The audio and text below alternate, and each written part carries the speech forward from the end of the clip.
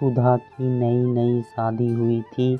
वह ससुराल से 1 महीने बाद जब अपने मायके लौटी तो माँ के सामने रोने बैठ गई और आंसू बहाते हुए बोली, माँ तुमने मुझे किस घर में पटक दिया, वहाँ तो मेरी कोई इज्जत ही नहीं है।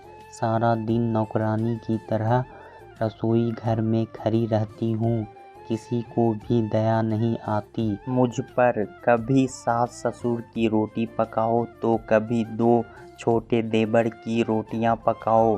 फिर एक ननद है, वो कॉलेज से लौटते तो उसके लिए रोटियां पकाओ। और तो और माँ, आए दिन सासू माँ के रिश्तेदार आते रहते हैं, उन सब के लिए भी मुझे ही चाय नाश्ता खाना वगैरह तैयार करना होता है। रोज़ गंदे कपड़ों के ढेर इकट्ठे हो जाते हैं, आराम नहीं मिलता, ज़िंदगी नरक सी बन गई है। ननद को बिस्तर पर बैठे बैठे ही सब कुछ चाहिए। जानती हो, बीते दिन मुझे अपने पति पर तब गुस्सा आया जब उन्होंने महीने की पूरी तनख्वाह सासू माँ के हाथ में रख दी और मुझसे कहा, तुम्हें जो कुछ भी चाहिए एक पर्ची पर लिख देना, मैं शाम को ड्यूटी से छुट्टी होने पर लेता आऊँगा। सुधा की बातों को ध्यान से सुनकर माँ ने थोड़ा सोचकर कहा, तो तुम क्या चाहती हो? मुझे उन सब के साथ नहीं रहना, बस मैं और मेरे पति हम दोनों अलग अपनी गृहस्थी बसा लें।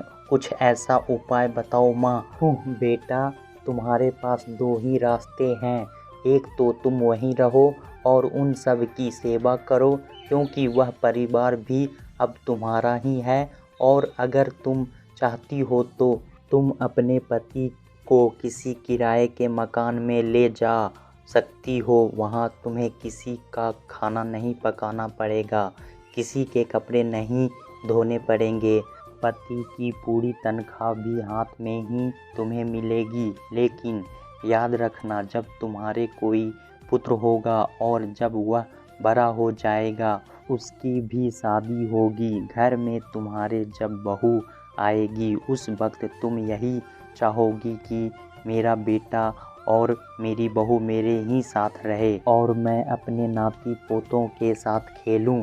प्यास लगने पर मेरे नाती पोते दौड़कर मेरे पास लिए 1 गिलास पानी ले आए, कोई ऐनक ढूंढकर मेरे हाथ में थमा देगा, कोई कहेगा, दादी जी खाना बन चुका है, थाली लग गई है, आओ हम सब मिलकर खाना खाएंगे। माँ ने आगे बोलना जारी रखा, जिन कामों को तुम दुख बता रही हो, एक एक करके गिना रही है, दरअसल यही जीवन के महत्वपूर्ण क्षण हैं।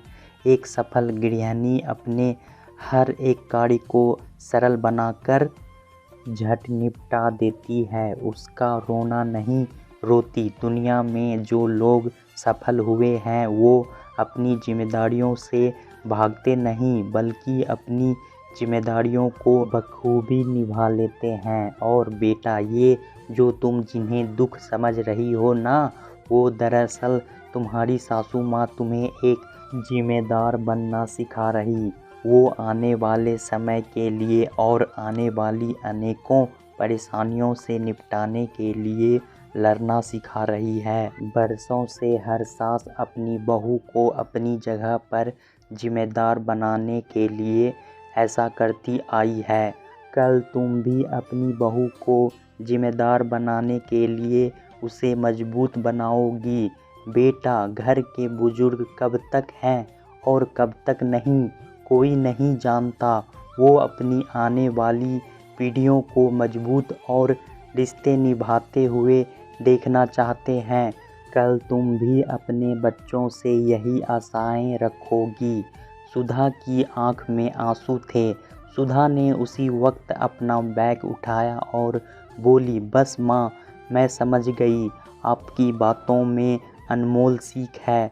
मैं चली अपने ससुराल, शाम होने वाली है। सासू माँ के पैरों में दर्द रहता है, उनके घुटनों की मालिश भी करनी है। सुधा इतना कह देखकर मुस्कुराती हुई ससुराल की ओर चल दी। वहीं दूसरी ओर माँ अपनी बेटी की समझदारी पर मुस्कुरा रही थी। अगर वीडियो अच्छा लगे तो चैनल को सब्सक्राइब और लाइक करना ना भूलें। धन्यवाद।